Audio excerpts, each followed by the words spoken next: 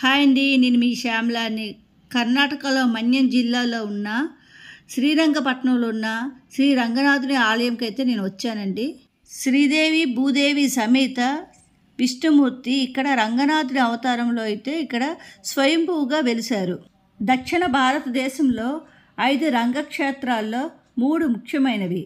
అందులో మొదటిది ఆదిరంగ ఆలయం, మధ్యరంగ ఆలయం, అంత్యరంగ ఆలయం. ఈ 3 చాలా ప్రాముఖ్యత కలిగిన. వీటిలో మొదటిదైన శ్రీరంగపట్నంలో ఉన్న శ్రీ రంగనాథ స్వామి ఆలయం. ఆ కాలంలో పరిపాలిస్తున్న మేరుకుగంగ రాజవంశస్థులైన తిరుమల ఈ గుడిని నిర్మించారని శాసనాల ద్వారా మనకు తెలుస్తుంది. 12వ శతాబ్దంలో కోసలకు రాజుగా ఉన్న విష్ణువర్ధన్ రాజు ఈ గుడి ఆలయాన్ని శ్రీరంగపట్నాన్ని రామాచార్యుల భక్తికి మెచ్చి అతనికి బహుమతిగా ఇచ్చారు.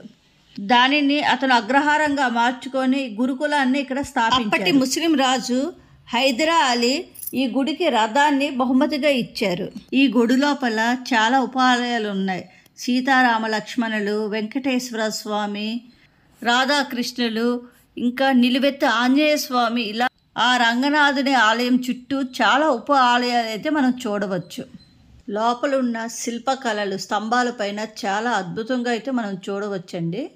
నా వీడియో కనుక నచ్చితే లైక్ చేయండి, షేర్ చేయండి, సబ్స్క్రైబ్ చేయడం మాత్రం మర్చిపోకండి. Thank you very much.